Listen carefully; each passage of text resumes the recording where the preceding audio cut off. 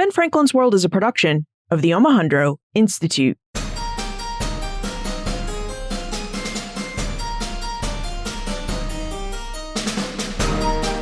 Hello, and welcome to episode 237 of Ben Franklin's World, the podcast dedicated to helping you learn more about how the people and events of our early American past have shaped the present-day world we live in. And I'm your host, Liz Covart. Thanks in large part to the work of a West Virginia woman named Anna Jarvis, the second Sunday in May, Mother's Day, became a national holiday in the United States on May 9, 1914. Now, the purpose of this holiday is so Americans can officially honor all of the work that mothers do to raise children. But what precisely is the work that mothers do to raise children? Has the nature of mothers, motherhood, and the work they do changed over time? Nora Doyle, an assistant professor of history at Salem College in North Carolina, has combed through the historical record to find answers to these questions. Specifically, she sought to better understand the lived and imagined experiences of mothers and motherhood between the 1750s and 1850s. Now, using details from her book, Maternal Bodies, Redefining Motherhood in Early America, Nora reveals how early Americans thought about mothers and motherhood between the 1750s and 1850s, how early American women experienced pregnancy and childbirth, and the legacies and impact early American views of pregnancy, childbirth, and motherhood have had on our own present-day views of pregnancy, childbirth, and motherhood. But first, I do want to wish all mothers a very happy Mother's Day, especially my own mother. Mom, thank you for encouraging my interests and for that book allowance. It always fed my insatiable curiosity, and I'm still reading today because of it. Thank you for raising me to be independent and self-sufficient. And thank you for that formative example you set on how to be a good, honest person. I know we talked about me following you into medicine for years, and that didn't happen. But the respect and care you've always provided others has set the real example for how I try to approach history in the historical record, with a lot of diligence, empathy, and objectivity. Somehow, I've said all this, and thank you seems really inadequate. But thanks, Mom. This episode is really for you and for all the mothers like you. And yes, I will still send you a card and come visit. I love you, Mom. All right. Are you ready to explore the lived and imagined experiences of pregnancy, childbirth, and motherhood in early America? Let's go meet our guest historian.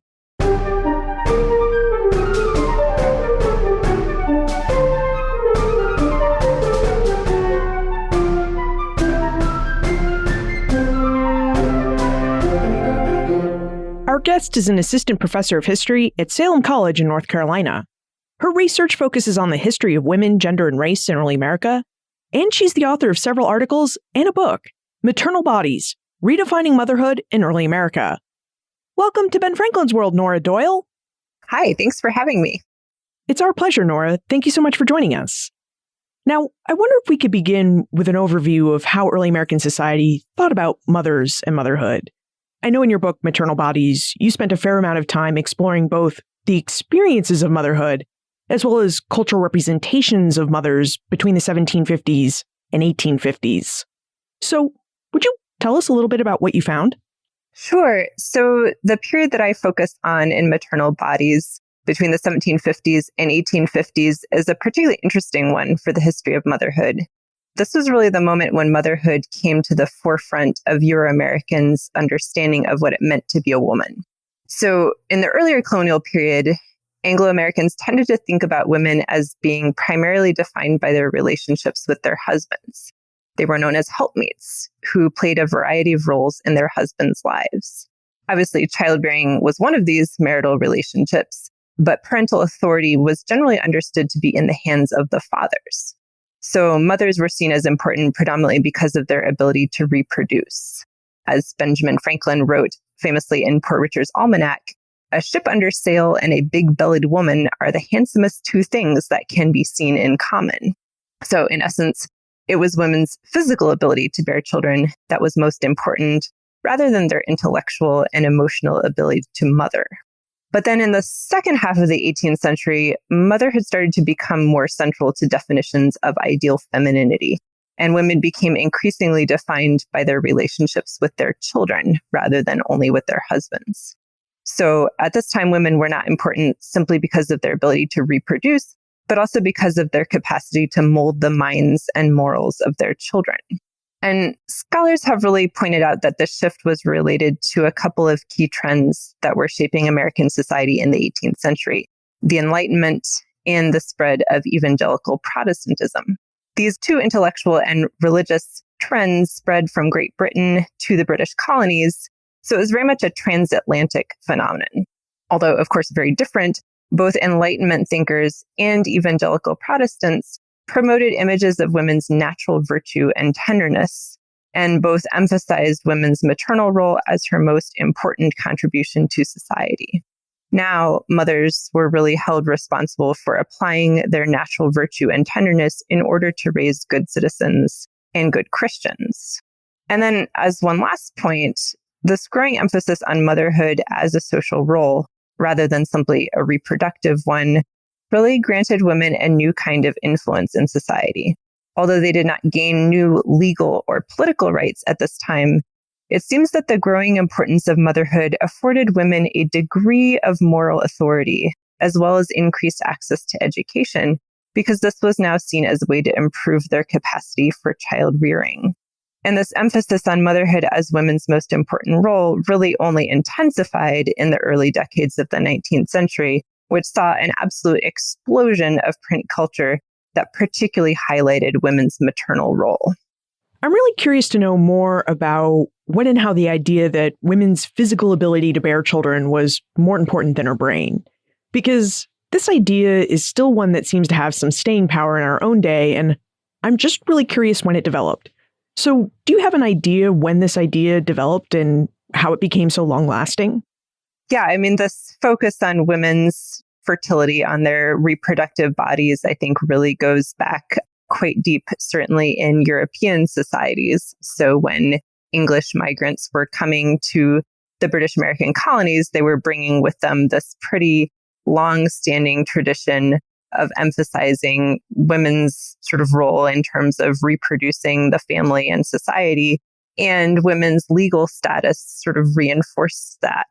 So women, in a legal sense, really belonged to their husbands and were subsumed into their husband's sort of identity.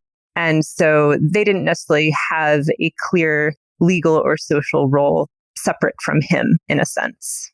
Okay, but do we know when the idea that women shouldn't be separate from their husbands developed? Oh, that would be hard to pin down, I think, for me. I mean, we could certainly go back looking at specific legal traditions, potentially in different European nations, particularly. But I think that idea certainly goes all the way back to perhaps biblical traditions that very much shaped, of course, English and Anglo-American society. So thinking about Adam and Eve as sort of the founding tradition, and thinking about her relationship and the way that her reproductive capacity is portrayed in the Bible, that would be one way I think of sort of taking that back pretty far in time. Now, thinking about women's fertility and their ability to reproduce, what was pregnancy like in early America? I mean, what kind of pregnancy and experience could an early American woman expect during the mid to late 18th century? And how would her experience have changed by the mid to late 19th century? So I argue in Maternal Bodies that many, if not most, women regarded impending motherhood with ambivalence. And this was because of the physical challenges of pregnancy, childbirth, and breastfeeding. So many women looked forward to becoming mothers. They cherished their children, and they often reaped the social rewards of motherhood. But they also viewed childbearing with fear. Childbearing was hard work, and many women were already doing what we would think of as hard physical labor, whether that was for their own families or for wages or because of enslavement. Moreover, women understood that every pregnancy could bring pain, temporary or even permanent debility, and perhaps death. So in my research, I was particularly struck by the writings of a woman named Sarah Logan Fisher. And she was a Philadelphia Quaker who kept a really remarkable diary for about 20 years until her death. She experienced at least 8 pregnancies. And with each one, she seemed happy at the prospect of another child, yet simultaneously terrified by the suffering and danger she faced. Although she was comfortably middle class, she'd worked hard in her household. She was often out walking around town, running errands or visiting friends. And during her pregnancy, she complained frequently of fatigue and heaviness. She also recorded a number of deaths of female friends and family in childbirth, which made her particularly apprehensive for her own safety. So this fear and ambivalence that Sarah Logan Fisher articulated was common, and it really persisted throughout the period that I focus on. So this means that there was a very interesting continuity in women's attitudes in spite of a couple of key changes that were occurring throughout this period. The first change was really in the average fertility rate, which gradually began to decline in the late 18th century from a high of more than 7 children per woman, and then continued to decline steadily throughout the 19th century, in fact, declining by about half by 1900. But in spite of this decline, women were still enduring a number of pregnancies, miscarriages, and deliveries. So their attitude toward motherhood was still colored by fear of these complicated experiences. Moreover, this decline in fertility was experienced very unevenly. So middle-class urban women were often more likely to have smaller families, while many rural women, as well as immigrant women, continued to bear large families. And enslaved women's fertility rate actually increased in the 18th century, and in most areas remained high until emancipation. Then the second key change that was happening during this period was in medical practice. So midwifery, or obstetrics, as we would call it now, began to be incorporated into the male medical profession in the second half of the 18th century, which meant that a gradually increasing number of women were delivered in their homes by physicians. So in spite of this development in medical practice, the period that I focus on did not actually see significant improvements either in maternal mortality rates or in pain management. And in fact, male physicians may actually have increased maternal mortality rates in some cases during this period. So even though some women began to experience new medical practices and new technologies, they still viewed childbearing as painful and dangerous. And this perspective colored their overall view of motherhood. And then finally, I think the question of control is particularly important to think about in terms of understanding women's attitudes and experiences. So the declining fertility rate meant that some women, at least, were gaining a bit more control over their fertility. And that was probably through a combination of efforts such as abstinence, prolonged breastfeeding, and perhaps use of the withdrawal method. But their ability to control their fertility generally depended on the cooperation of their husbands, or in the case of enslaved women, on the involvement of their owners in their sexual and reproductive lives. So today we often talk about choice in the context of reproduction, but most women of European or African descent in this period did not have a choice when it came to pregnancy. Wives could not legally deny their husbands sexual access, and enslaved women had very limited control over their sexuality and fertility. So the best that most women could do was to find ways to space pregnancies a little farther apart, or to try to cease childbearing a little bit sooner than the onset of menopause in order to thus limit their overall fertility. So some women did this very successfully, but many did not. And so I think it's important to imagine how this lack of control really colored their attitudes toward motherhood. It also seems like mortality would have also played a role in women's fear and lack of control, or the sense that they lack control. And Leslie wonders how early American childbirth mortality rates really fared and compared with those of 18th and 19th century Europe. So could you draw this comparison for us? That's a great question, and it's very hard to answer because mortality rates were extremely hard to pin down. One big reason for that is simply that records are very, very incomplete for the 18th and 19th centuries. One of the other problems with trying to estimate maternal mortality is that women's deaths often were not correctly related in the records to childbirth. So, for example, a woman who developed an infection as a result of her childbirth, but perhaps she didn't die until several weeks later, that death might not have been labeled as related to childbirth. So all of that is to simply say that it's very hard to pin down solid numbers. And maternal mortality rates tended to vary a lot by specific localities and by specific practitioners as well. So in general, scholars who've looked at mortality rates have tended to look at very, very specific locations, whether that's in North America or elsewhere. So it's hard to get kind of a broader regional or even national estimate. One estimate that I have seen for the American colonies in the 18th century is somewhere between 6 to 20 deaths per 1,000 births. But that, of course, that's a fairly broad, a fairly imprecise estimate. And one thing to also think about in terms of maternal mortality is that it really did not start to decline dramatically until the development of sterilization techniques and antibiotics in the early to mid 20th century. So there's quite a history of sort of continuity there in terms of very high mortality rates, both in Europe and in what would become the United States. So we don't start to see women's experiences and their attitudes really change in terms of that overall fear of mortality. And it seems like another challenge in trying to calculate mortality rates would have been the fact that historical records only provide so much information, and that churches, archives, and municipalities only collected information about certain kinds of people. So it would be really hard to calculate an accurate number because we may never know what the childbirth mortality rates of Native Americans, enslaved, the poor, or other groups of people was. Yes, those records are also very much incomplete. So we have, I think in general, scholars have done a little bit better recording infant mortality rates and sort of studying those numbers among enslaved populations, for example.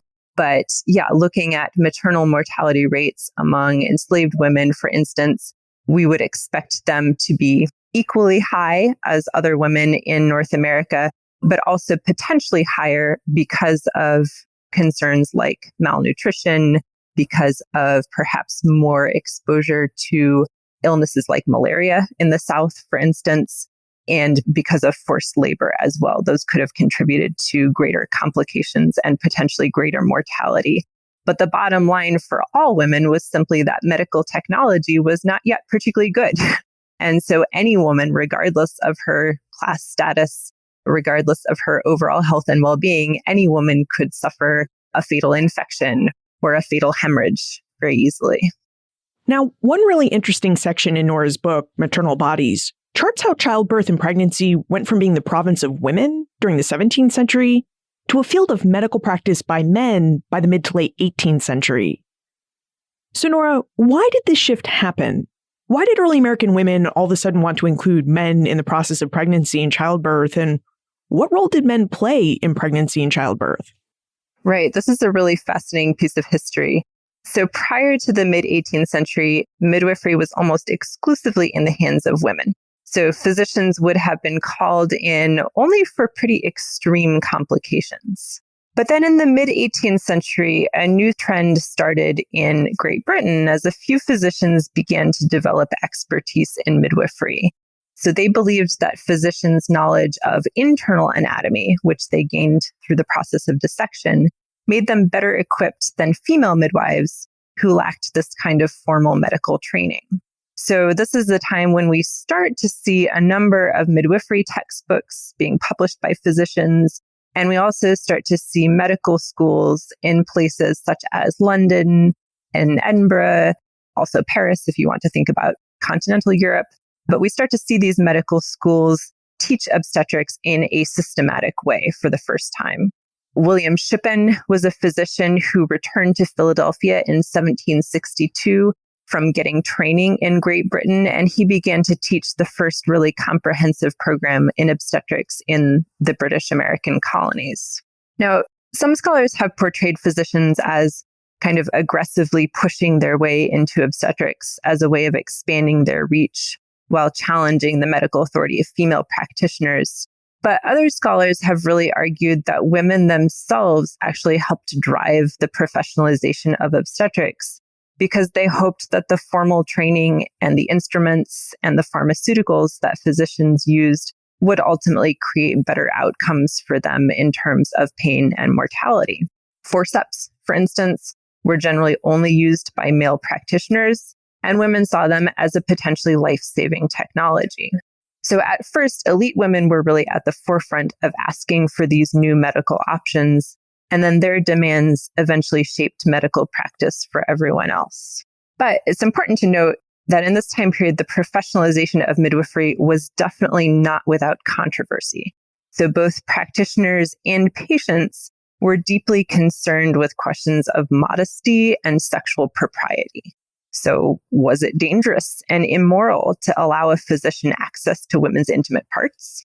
Those physicians who did advocate for professional obstetrics knew that they needed to tread very carefully, and they looked for ways to practice midwifery while still maintaining a respect for propriety. So men really had the tech that women thought might alleviate some of their fear during what really must have been a trying and harrowing time of their life. Essentially, yeah. So, their technology was quite limited compared to what we're used to today. So the forceps, that was a major innovation in obstetrics practice. Physicians also might be able to use laudanum, other types of opiates, for sort of limited pain management. Physicians also frequently bled their patients, which they believed was the way of treating sort of a whole host of complications. So women thought that these new practices and technologies would be beneficial. Unfortunately, the reality was that most of these technologies did not, in fact, improve outcomes overall and may have actually caused considerable problems. So, for example, if you are deploying forceps, you're dramatically increasing the risk of infection, whereas a female midwife who would not have used forceps probably would have had less contact with the laboring woman's body and therefore would have created less risk for infection or for injury or hemorrhage by using those kinds of instruments. Okay, so now that we've explored childbirth in early America, we should really explore the experiences of motherhood in early America, which is what we'll do right after we take a moment to talk about the sponsor of this episode. I think it's pretty clear from our conversation with Nora that pregnant mothers and mothers-to-be needed support. And it seems like they did have some support from their friends and family members, as well as from their midwives and doctors. Which is great, because the support we give and receive from each other is something that has proved vital throughout human civilization. And I know this is something that we've seen time and time again as we've explored the early American past. We've seen people band together to create towns, cities, and churches. We've seen like-minded individuals come together to foment, resist, and wage revolutions. Community support is key to nearly everything we do as humans. In fact, it's crucial to this podcast. This podcast is possible because of the support we give each other. The Omohundro Institute and I help you explore the early American past through great historical scholarship. And in turn, we rely on you to listen to episodes and to help us spread the word about the show and all its ideas. And now, you can help us spread the word even further and show the world that you're a part of the Ben Franklin's World community, because we have t-shirts, tote bags, and hoodies in our new Ben Franklin's World store. Visit benfranklinsworld.com/shop and you'll find a couple of great designs. And each item you purchase will raise some funds to help the Omohundro Institute and I keep this podcast going. Now, I know you've been asking me to set up a place where you could buy some Ben Franklin's World swag. And I know this store is still quite new. So if you have ideas about other goods that you'd like to see in this store, just let me know. Liz at benfranklinsworld.com. And the Omohundro Institute and I will do our best to stock the items that you want to display your Ben Franklin's World pride. So visit benfranklinsworld.com/shop and order your new Ben Franklin's World t-shirts, tote bags, and hoodies today. Now, Nora, one of your goals for Maternal Bodies was to show that there was a gulf between the lived experiences of motherhood and cultural representations of motherhood in early America. So, would you tell us how you went about exploring these ideas and issues? How exactly were you able to research the lived experiences of early American mothers and the different ideas early Americans had about motherhood? Yeah, so broadly speaking, I looked at two main categories of sources. In order to get at women's lived experiences, I used what I would describe as personal sources. So things such as letters, diaries, published slave narratives and memoirs, and other types of first-person texts. So these types of sources provide historians with a window into individual women's lives and often provide glimpses of the rhythms of daily life, as well as some of these more dramatic moments relating, for example, to childbirth. Then, in order to understand how motherhood was viewed more broadly in American culture, I looked at print culture. So this includes texts such as medical books, advice manuals, popular magazines, and then visual culture, because in this period, we start to see a very interesting visual culture emerge in America as well. So these kinds of published texts really give us a sense of the ideas and the perceptions that shaped people's worldview. And in particular, I think these kinds of sources can tell us a lot about how very broad concepts such as gender, race, and class really shaped how Americans thought about different issues. And in this case, of course, motherhood. So as you reflect upon those personal sources, what seemed to be the reality of motherhood in early America? I mean, what kinds of work did women perform as mothers, and did that work ever vary between the 18th and 19th centuries? Also, Tumek would really like to know if early American women had any networks of support to help them with their work as mothers. Right. So one of the points that I really want to make in this book is that we really need to think about motherhood as being work, which I think is something that we often don't take seriously even today. One of the things to keep in mind is that women were typically having babies every 18 to 24 months or so, which meant that while they were pregnant, recovering from childbirth, and of course breastfeeding, they were also usually caring for at least a couple of other young children, not to mention managing their homes. So this was really a lot of work. Women were responsible for feeding, clothing, healing, entertaining, and of course, educating their children, alongside the other tasks that they had to do depending on their socioeconomic status. So I would say the basic responsibilities of mothering remained relatively constant over the period I focus on. But the late 18th century saw the beginning of a new emphasis on women's moral and emotional work as mothers. As more American families lived in towns and cities where they could purchase ready-made goods, some women shifted from being producers to being consumers, which meant that they spent less time making products for household consumption. And this in turn allowed them to focus more intensively on mothering, and expectations increased for women's involvement in their children's lives. So this was sort of one of the changes that we see during this broad time period that I'm looking at. But in general, across this time period, many women really managed the demands of motherhood with quite a bit of help from other women. So older daughters and unmarried sisters provided important assistance to women. And sometimes they even took over most of the work of mothering or housekeeping during times of illness or childbearing. Women also tended to enjoy quite a bit of assistance immediately after giving birth. So traditionally, women who did not need to work outside of the home could spend as much as several weeks in bed following a birth, while other women assisted with childcare and running the household.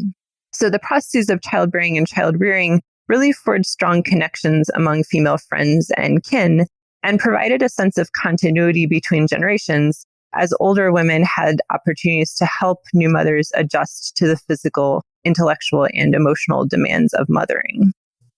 I wonder whether women's reliance on kin and other women to help them right after childbirth or, during periods of illness varied between those who lived in cities and those who lived in more rural or frontier areas.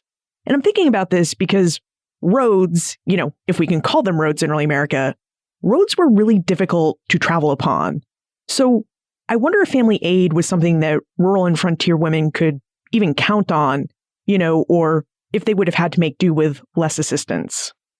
Yes, so location was definitely important in determining sort of the resources that women could access. So you're right that in very isolated areas, women might not have had access to extensive female kin, in which case they would have relied perhaps on those older daughters who, as they grew up, could participate more in sort of assisting their mothers.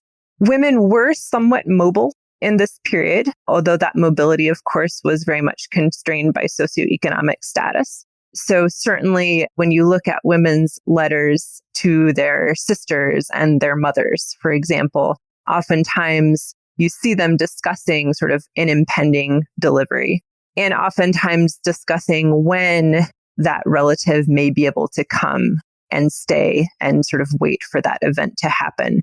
So women who had some resources, some mobility, could basically maintain those networks from afar and then bring together some of those particularly important women mothers were often sort of the primary figure women really liked and wanted to have their mothers with them when they were delivering. But in other cases, women may have had to have the assistance of their husbands or basically anyone who was in the household with them. Now, in maternal bodies, you discussed the different responsibilities that mothers had, and you noted that one of their responsibilities was that they were in charge of feeding the children. And today we know that there is a debate over whether mothers should breastfeed their babies or whether they should feed them with formula.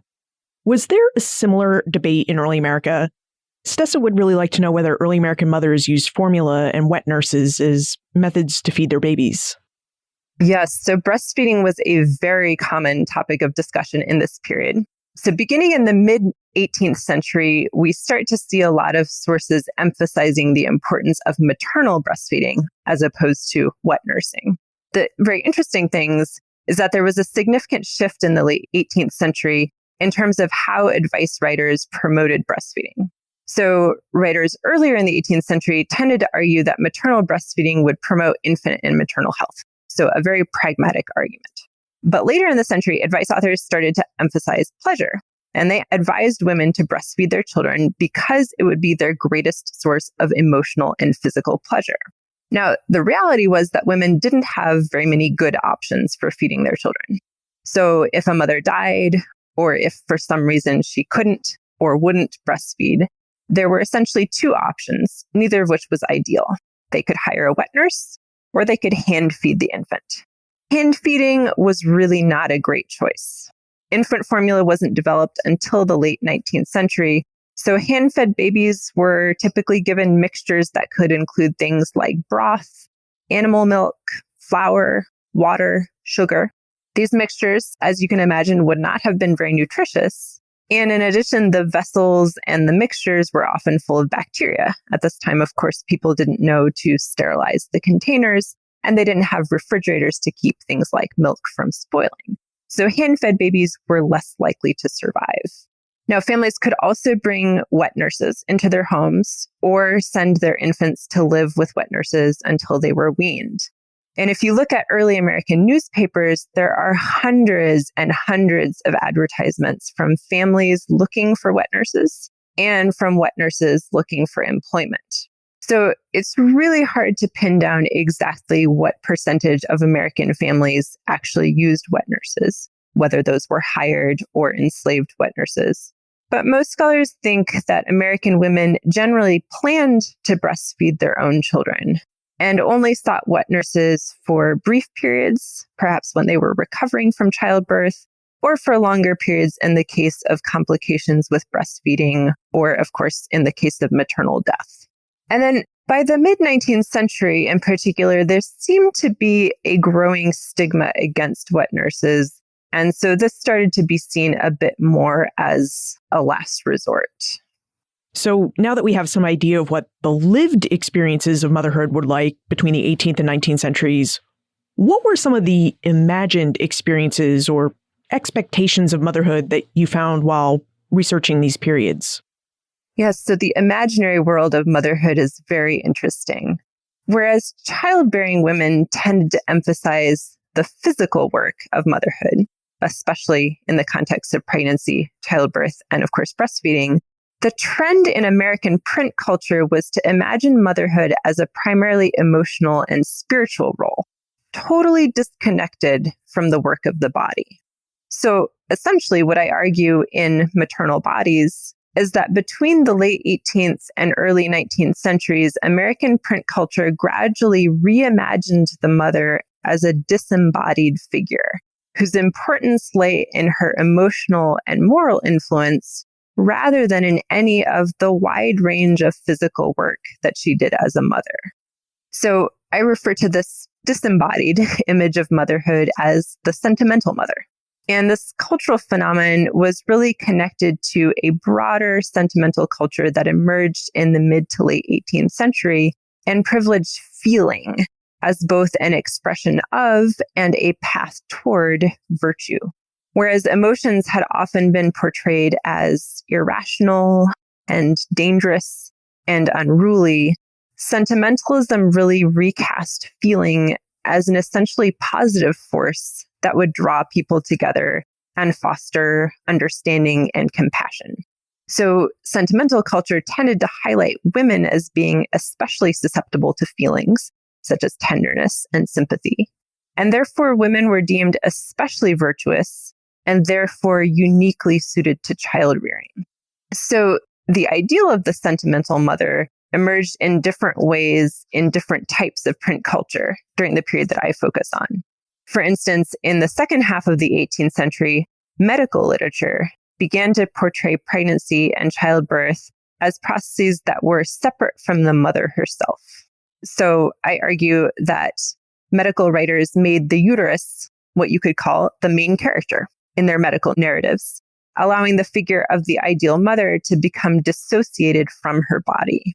Then, once the mother was separated from the physical messiness of maternity, her emotional and spiritual qualities could be emphasized. So, in the early decades of the 19th century, popular women's magazines started to emerge, and they portrayed the ideal mother as a spirit or an ethereal influence, which was a word that was used a lot in connection with motherhood. And poetry was a particularly popular literary form in these magazines, and poets often portrayed mothers as nothing but a memory or a voice from beyond the grave. And in fact, this popular literature seemed to suggest that the sentimental mother's influence actually grew stronger as her body weakened and disappeared. So you can imagine that at a time when maternal mortality was a very real concern, these images of the sentimental mother as an everlasting influence must have been very comforting and potentially inspiring for female readers.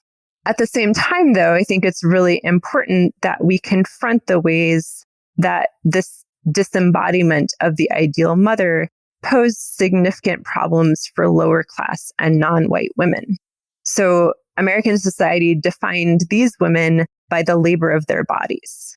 Therefore, because the sentimental mother was defined by her separation from physical labor, this meant that lower class and non-white women could not really enjoy the same kind of moral authority and privilege conveyed by the culture of sentimental motherhood. Do we know whether women created this idea of the sentimental mother and divorced themselves from their bodies, or whether they contributed to the ideas of sentimental motherhood, or was this purely the construction of men? They absolutely contributed to it. So certainly in the 18th century, most authors in general were men. But as you get into kind of the late 18th century and into the 19th century, you see more women in general becoming writers, being able to publish their writings. And you start to see women in particular really engaging in this sentimental literary culture. So if you look at popular women's magazines or also gift books, a type of volume that sort of compiled a lot of popular poetry and images, things like that. If you look at this kind of popular print culture, you can see that women are very frequent and increasingly frequent contributors. Now, they didn't always publish under their full names. So you see a lot of sentimental poems, for example, that are simply marked with someone's initials. So we don't always know exactly who wrote some of these texts, but certainly women were very much engaged with these ideas and these representations. So how did all these changing notions about the realities and expectations of motherhood impact the understandings of early American girls about what it would mean to be pregnant and have children? That's a great question. So it's hard for us to find the sources, the kinds of consistent letters or diaries that would really allow us to trace someone from a young age sort of through their actual experience of motherhood. But I think that women in general, so young women perhaps anticipating becoming mothers for the first time, and women who are already mothers, they were very much aware of and engaged in this sentimental culture of motherhood. For example, you see women copying poems that they have read into their letters, into their diaries, into albums that they would keep for that purpose. People in this period read aloud to each other. That was an important form of entertainment, particularly for middle class and elite Americans. So women of sort of in all stages of life would have been very much engaged in sort of sharing these kinds of ideas. And when women talk about their reactions, they tend to see these ideas as very beautiful and very inspiring. But at the same time, that doesn't seem to stop women from really acknowledging the parts of motherhood that they find really hard and really scary. So, for instance, a source that always comes to mind is a young woman who was anticipating becoming a mother for the first time. And she wrote to a sister who had already born children, basically asking her, how bad is the pain of childbirth? So even though she was very much steeped in some of these sentimental ideas about the emotional rewards and sort of the beauties of maternal tenderness, she was also always coming back to those physical challenges and sort of dwelling on those issues and really framing her understanding in terms of that physical experience. When you were telling us about the idea of the sentimental mother, you noted how poor white women and free and enslaved African and African American women just didn't fit into this notion. So would you tell us how this idea impacted their experiences with pregnancy and childbirth, especially since so much of white society seems to be buying into it? So the case of enslaved women, I think, is particularly interesting and instructive for us to look at. So at the same time that we see popular feminine print culture emerging in the early decades of the 19th century, we also see the rise of anti-slavery print culture. So sort of two parallel phenomenon. So things like magazines, pamphlets, and almanacs would include essays and letters and stories and poems and images and all kinds of things that were all designed to inform readers about the horrors of slavery and, of course, ideally convince them to take action. And what's interesting is that both mainstream feminine print culture and anti-slavery print culture really put motherhood at the center of their representations of womanhood. So to a large extent, this anti-slavery print culture drew on some of the same kinds of sentimental language and imagery that was being popularized in mainstream print culture. For instance, there were countless poems featuring the enslaved mother as a sentimental figure who was defined by the same kinds of emotions, such as tenderness and sympathy, that were highlighted in depictions of white mothers. And this use of sentimentalism was very purposeful. Anti-slavery writers really sought to forge an emotional connection with a predominantly white middle-class audience. Motherhood was portrayed as a shared emotional experience that could really strengthen that connection. That being said, though, there were some crucial differences between images of white sentimental motherhood and enslaved mothers. So, whereas mainstream print culture worked to erase the body of the sentimental white mother, anti-slavery texts emphasized the enslaved mother's body. In essence, the image of the enslaved mother's body, and especially the physical abuse that she endured, became a way of explaining to readers and viewers the need to destroy the slave system. So depictions of enslaved women's bodies were meant to be shocking and to make people outraged enough that they would take action.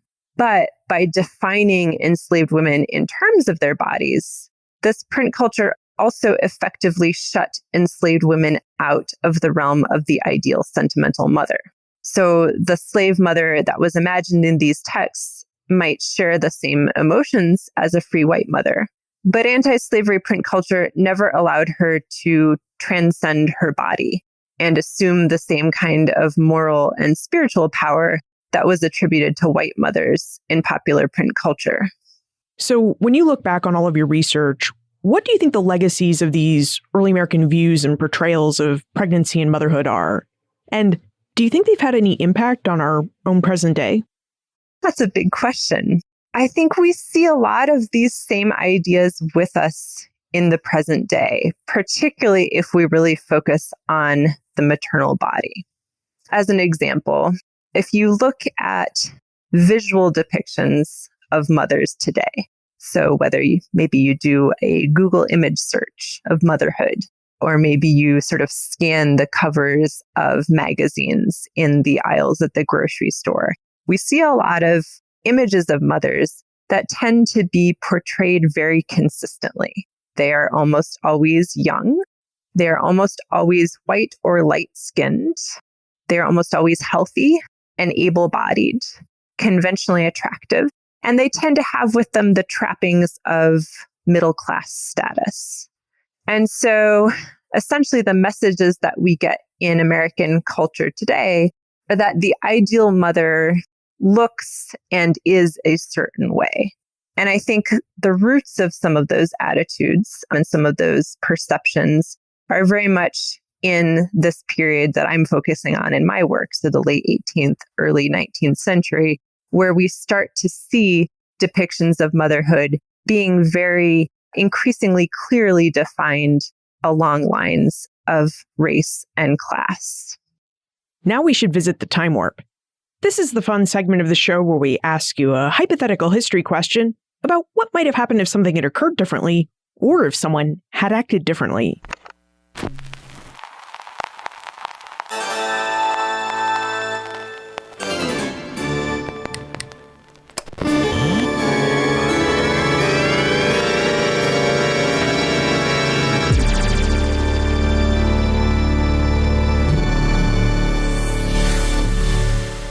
In your opinion, what might have happened if women had been the chief authors of early American medical texts, parenting manuals, and other popular print materials representing mothers and motherhood?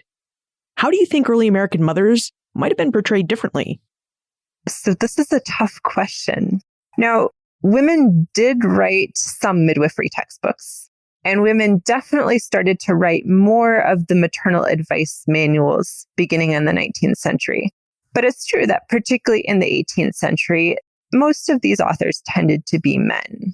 So thinking about medical literature, I think that if women had remained in charge of obstetrical practice, I think we would see them privilege medical learning through experience in their textbooks, as opposed to the emphasis on formal anatomical knowledge, which was really the hallmark of the medical books written by the so-called man midwives starting in the mid-18th century. So that I think would be one key difference. Thinking more about the realm of maternal advice literature, I'm not actually sure that women writers, if they had been in the majority, would have portrayed motherhood in strikingly different ways.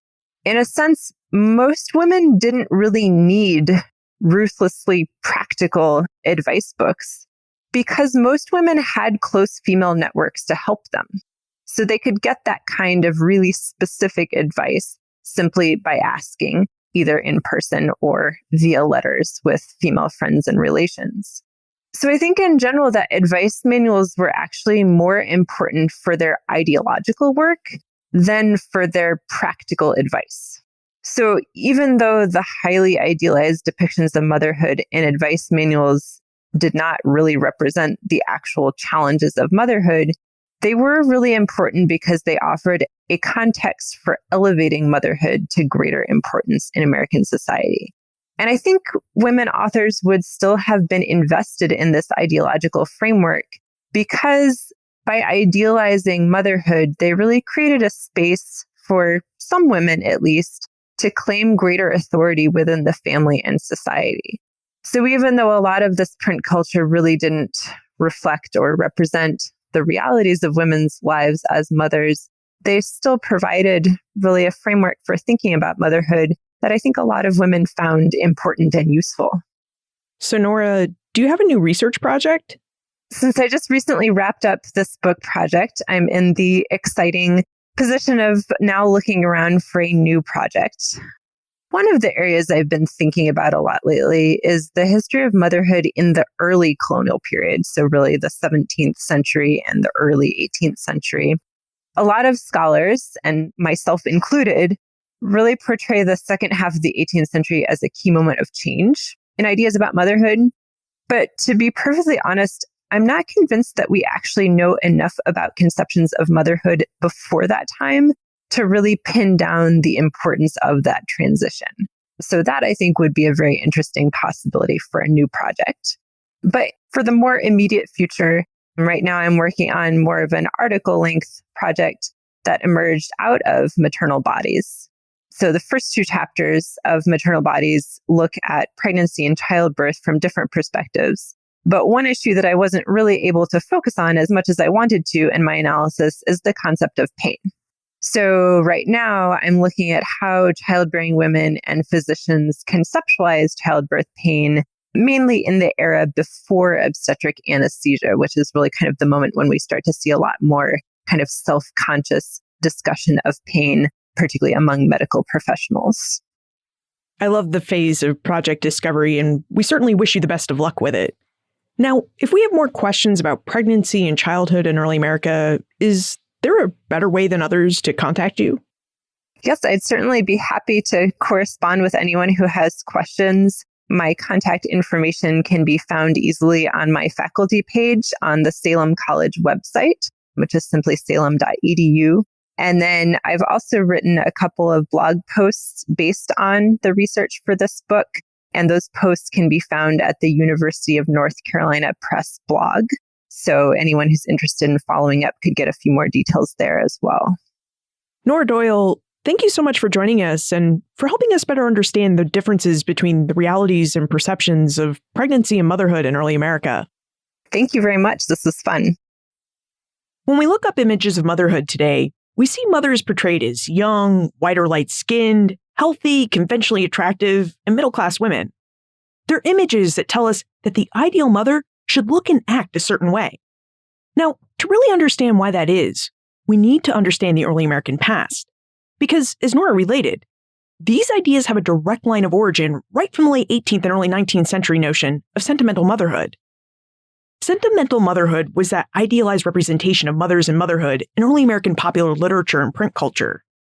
It was the idea that mothers were exceptionally tender and sympathetic women, and that they were women with power, and that it was believed that women had great emotional and moral influence over their children.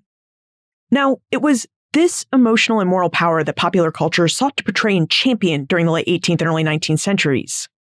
But by telling early American society that mothers were white and often from the middle class, that they were women with great moral and emotional abilities and standing, early American literature actually worked to divorce mothers from the reality of motherhood. So let's talk about those realities. As Nora related, mothering was really hard in early America. First, there was the physical and mental discomfort and pain imposed by pregnancy. Being pregnant made many early American women anxious because they really had to wonder, would they and their babies die in childbirth? Plus, while there may have been an increase in the number of medically trained physicians during the late 18th and early 19th centuries, there wasn't a whole lot these doctors could actually do for the physical pain of childbirth. Now, as Nora mentioned, it's really impossible for us to know how many early American women died as a result of childbirth. Some scholars say it could have been in the range of 60 to 20 deaths per thousand, but that's still an imprecise estimate. And should a woman survive the physical labor and risks of childbirth? Well, actual mothering proved to be a lot of work too. Mothers were responsible for healing, feeding, clothing, entertaining, and educating their children on top of all the tasks that they had to do around their homes and to support their families. And just like today, the work mothers had to do often varied along socioeconomic lines.